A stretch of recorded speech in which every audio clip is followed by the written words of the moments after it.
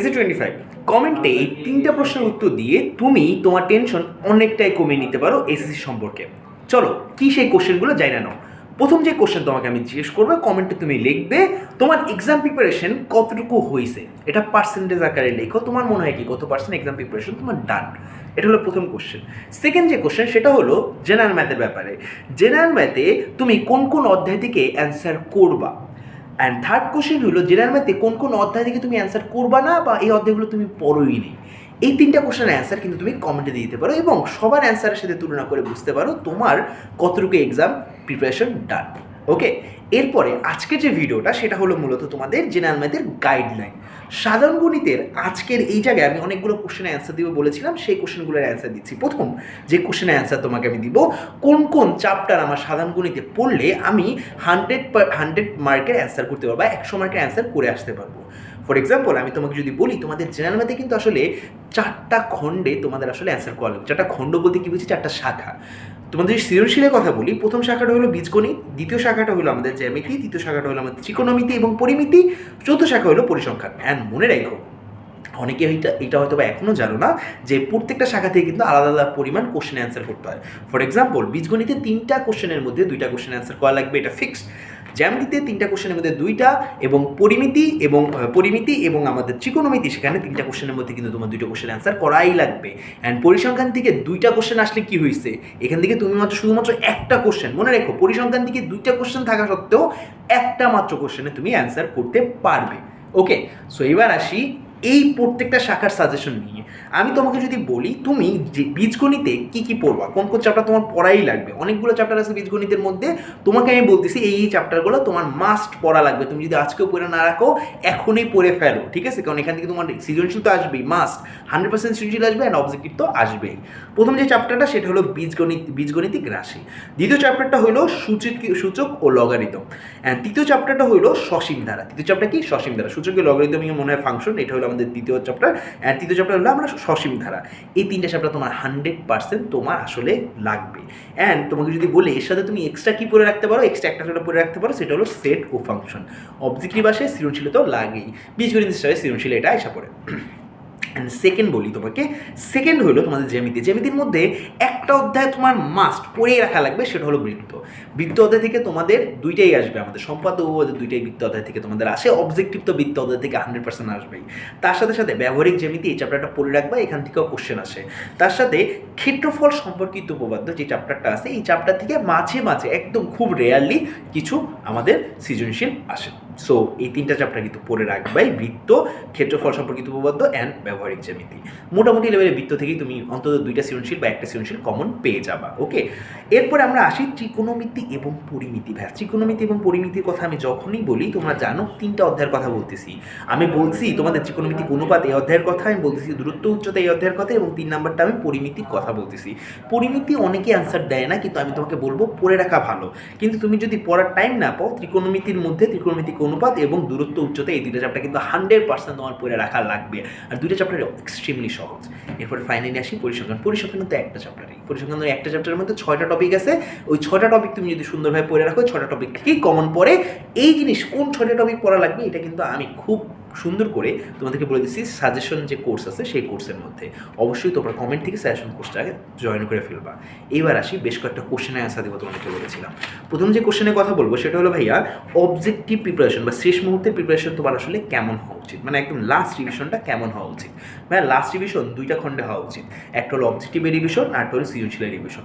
প্রথমে তোমাকে যদি বলি অবজেক্টিভ রিভিশনটা কেমন হওয়া উচিত, অবজেক্টিভ রিভিশন হওয়া উচিত একটা বই রিডিং দিয়ে। আমাদের কমেন্টে কিন্তু 2টা জেনারেল ম্যাথ এবং হায়ার ম্যাথ 2টা বইয়েরই কিন্তু আমি দাগানো পিডিএফ দিয়ে দিছি, তুমি ওখান থেকে কিন্তু নিতে পারো যে কোন কোন জায়গাটুকু দাগানো আছে বইয়ের, অ্যান্ড সেটা তুমি যদি সুন্দর করে রিডিং করো তোমার টান এটা।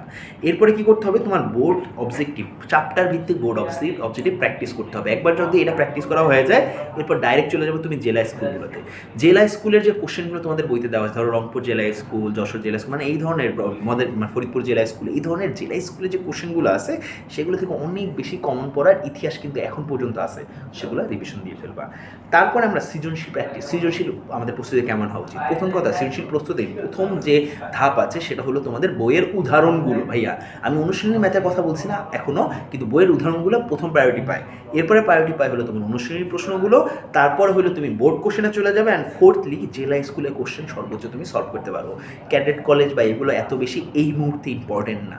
ওকে, সো হয়ে গেল তোমার আসলে এইবার লাস্ট মুহূর্তে প্রস্তুতি তোমার কেমন হওয়া উচিত। আর আরেকটা জিনিস, তুমি যেই অধ্যায় পড়ো না কেন, যত ম্যাথই করো না কেন, যাই করো না কেন, 1 পেজ নোট বানিয়ে দিবা, ঠিক আছে? তোমাদের কমেন্টে কিন্তু 1 পেজ নোট কেমন কীভাবে বানাইতে হয় এবং আমাদের 1 পেজ নোটের মধ্যে কী কী থাকা উচিত সমস্ত কিছু কিন্তু একটা ভিডিওতে বলছি, সেই ভিডিওর লিঙ্ক দেওয়া আছে, সেখান থেকে দেখে নিও।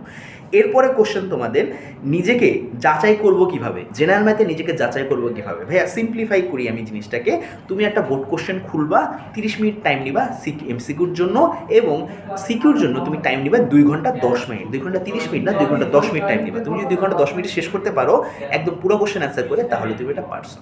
আর আমি নর্মালি তোমাদেরকে বলবো নিজেকে যাচাই করার জন্য নিজেকে আপহোল্ড করো যে কোনো একটা চ্যাপ্টারের সৃজনশীলের উপরে, যে কোনো একটা চ্যাপ্টারের অনুশীলনী কোশ্চেনের উপরে, মানে অনুশীলনী কোশ্চেনগুলো তুমি অ্যান্সার না দেখে সলভ করো, হ্যাঁ, বা সিকিউগুলো তুমি অ্যান্সার না দেখে সলভ করা ট্রাই করো। তোমার যদি অ্যান্সার মেলে আলহামদুলিল্লাহ তোমার কনফিডেন্স বাড়বে, প্লাস তুমি এইটার ব্যাপারে সচেতন হইতে পারবে যে তুমি এই চ্যাপ্টার ম্যাথ পারো কি পারো।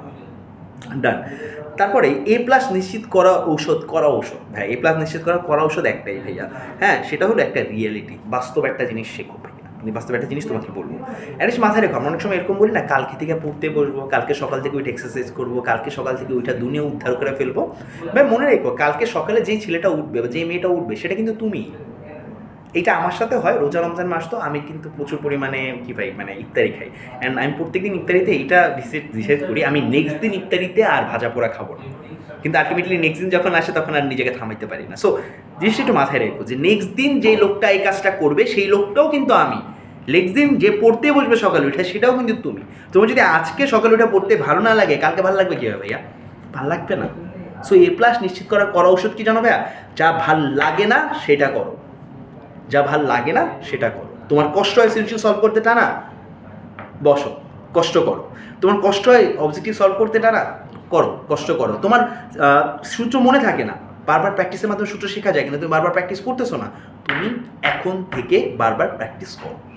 সোজা কথা ভাইয়া, করা ঔষধ একটাই, কালকে কষ্ট করার কথা না, কালকের কষ্টটা আজকে করো। কারণ কি, কালকে যদি তোমার ভালো থাকতে হয়, কালকে যদি তোমার রিল্যাক্স থাকতে হয়, তাহলে আজকে তোমার কষ্ট করতে হবে। এইচএসসিতে তোমার যদি ভালো একটা কলেজে পড়তে হয়, ভালো একটা ইউনিভার্সিটিতে পড়তে হয় তোমার পরবর্তীতে, তাহলে তোমার আজকেই কষ্ট করতে হবে, কালকে আর সময় নেই। কালকে বলতে অ্যাকচুয়ালি কিছু হয় না, কালকে মানুষের সাথে নিজেকে পার্থক্য করো না, কালকে তুমিও তুমি, আজকের তুমিও তুমি। সো A+ করা ঔষধ আজকেই কষ্ট করো।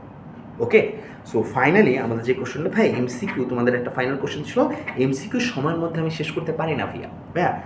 এমসিকিউ সময়ের মধ্যে শেষ করার মধ্যে স্ট্র্যাটেজি হলো সিম্পল, হ্যাঁ, সিম্পল হলো এরকম। প্রথম কথা হলো তোমার চ্যাপ্টার ভিত্তিক, তোমার যদি 30টা এমসিকিউ থাকে, ধরো মনে করো জেনারেল ম্যাথে তোমার 30টা এমসিকিউ থাকবে।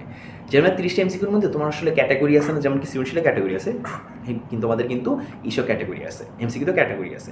ফর এক্সাম্পল আমি বলি, তোমাদের কিছু এমসিকিউ জ্যামিতি থেকে আসে, কিছু ত্রিকোণমিতি থেকে আসে, কিছু পরিমিতি থেকে আসে, কিছু তোমাদের আসে হইলো বীজগণিত থেকে। আমি সিম্পলি তোমাকে বলবো, তোমাকে এমসিকিউ কোশ্চেনটা 2-1 মিনিট আগে দিয়ে দেওয়া হয় প্রত্যেকটা এক্সামের ক্ষেত্রে। ওই 2-1 মিনিটের মধ্যে তুমি এরকম করে ক্যাটাগরাইজ করতে পারো যে অমুক জায়গা থেকে অমুক পর্যন্ত আমাদের বীজগণিত আসছে, অমুক জায়গা থেকে অমুক পর্যন্ত আমাদের ত্রিকোণমিতি আসছে, অমুক জায়গা থেকে অমুক পর্যন্ত আমাদের পরিসংখ্যান আসছে। তুমি যদি একবার চেক করে রাখতে পারো, এরপরে তুমি আসলে স্ট্র্যাটেজি নির্ণয় করে এইভাবে করে অ্যান্সার করবা। প্রথমে তুমি অ্যান্সার করবা সেটা হলো জ্যামিতি, কারণ জ্যামিতি কী করে এক কথায় প্রকাশ আসে বা ওই ধরনের ম্যাথ আসে যেগুলো আসলে পুরো জ্ঞানমূলক।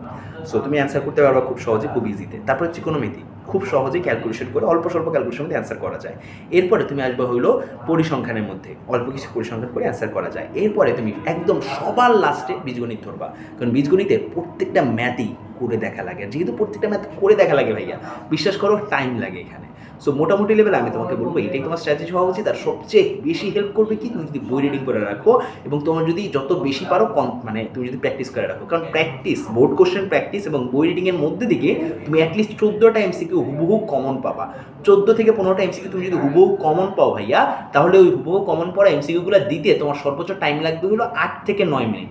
বাকি পুরোটা টাইমটা তুমি 16টা এমসিকিউ, যেগুলো আসলে হয়তো তোমার প্র্যাকটিস মানে ওখানে কইরা দেখতে হবে বা মান বের করে নিতে হবে বা ম্যাথটা করতে হবে, সেগুলো তোমার অ্যান্সার করা লাগবে, ওইভাবে তুমি অ্যান্সার করতে হবে। আর ক্যালকুলেশনের জন্য তখন তুমি বাকি 16-17 মিনিট নষ্ট করতে পারবা বা 20 মিনিট দিতে পারবা, যদি তুমি 14টা এমনি কমন পাও। সো যত বেশি পারো কমন ফেরানোর চেষ্টা করো, যত বেশি তোমার কমন পড়বে, যত বেশি তুমি আসলে টেকনিক অ্যান্ড ট্যাকটিক্স অ্যান্ড ক্যালকুলেশনে তাড়াতাড়ি করতে পারবা, তত বেশি তাড়াতাড়ি তুমি কী করতে পারবে, এমসিকিউগুলো সলভ করতে পারবা। তোমার সম্পর্কে এই ব্যাপারে আমি খুব একটা বিস্তারিত আলোচনা করব। সেই বিস্তারিত আলোচনা করব ঠিক আমাদের এই শুক্রবার 21 তারিখ। 21 তারিখে তুমি যদি আমার সাথে ক্লাসে জয়েন করো, তোমাকে আমি একদম ফুল অ্যান্ড ফাইনালি বলে দিব যে আসলে আমাদের এমসিকিউ প্রিপারেশনটা কেমন হচ্ছে। ততক্ষণের জন্য তোমাদের জন্য ম্যাথ গাইডলাইন বা জেনারেল ম্যাথ গাইডলাইন ছিল এটুকু। ইনশাল্লাহ আমি খুব শীঘ্রই হায়ার ম্যাথ গাইডলাইন নিয়ে আসবো। তোমাদের হায়ার ম্যাথ গাইডলাইন আর কী কী লাগবে সেটা আমাকে অবশ্যই কমেন্টে জানিয়ে দিও। ইনশাল্লাহ দেখা হচ্ছে নেক্সট ভিডিওতে।